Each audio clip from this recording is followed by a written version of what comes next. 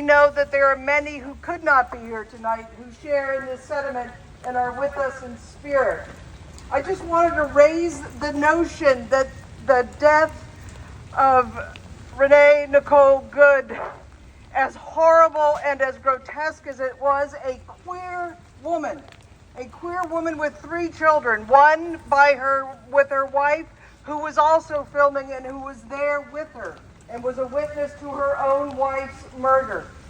But this is not the first person shot or even killed by ICE this year. There have been 15 people shot since September.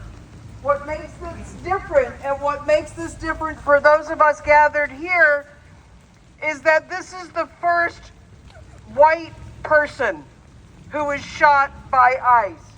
ICE has been using these tactics against our black and brown siblings since the beginning of this operation. They have been using these tactics against our black and brown siblings for years. And the challenge for those of us who are white is to not say, as much as we want to, this isn't what America is. The phrase is, this isn't what America is to white people. This is the America that has always been to black and brown people. And we need to know that, and we need to be aware of that, and we need to hold that up in all of our conversations. We need to not normalize state-sanctioned violence. And more than anything else, we need each other right now. We need each other's awareness. We need each other's kindness. We need each other's care. And we have the ability to do that here on Nantucket all year round, not just when we can see people at the Stop and Shop that we know in the down months, but we need each other. We need the luxury of each other's care and the luxury of each other's company. So I invite you to stay active, stay engaged, pay attention, take time off when you need to, go for a walk, keep the TV off when you need to, but know that this is what America is. I saw a meme the other day that says Donald Trump is not president because of who he is. Donald Trump is president because of who America is. We need to be honest with our history, honest with the points of our world and our life as Americans that is brilliant, and as honest with our points in our lives as Americans when we have fallen so short of the best nature of our being. Thank you for being here. Thank you for staying engaged. Find ways to be together, find ways to keep informed, and find ways to keep resisting, because I fear that it's only going to get harder before it gets better. But we can do it together. Thank you for being here. And now the Nantucket's current Man of the Year. Nantucket's most humble.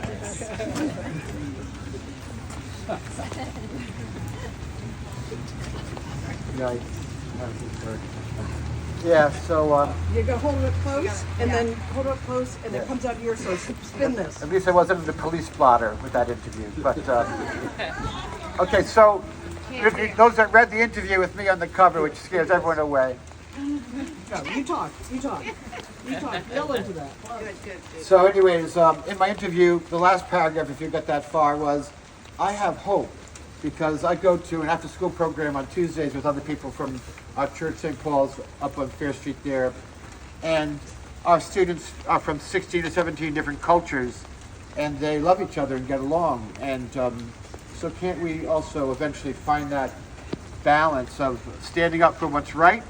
I thought today, with everything going on, I had a dear friend in Delaware, Beth Doty, a community organizer, and she would always say, yeah, we pray for peace at all of our services. We know God's will for us is peace and harmony.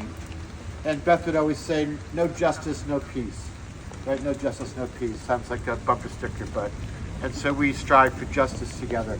And also, in my church, we have all kinds of people, and they might vote differently than me. They come from different cultures than me, different backgrounds.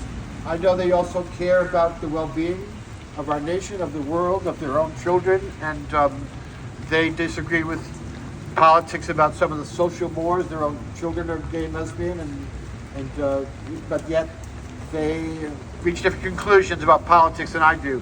And somehow we're able to stay in relationship, and I love them. Hate to say love them anyways.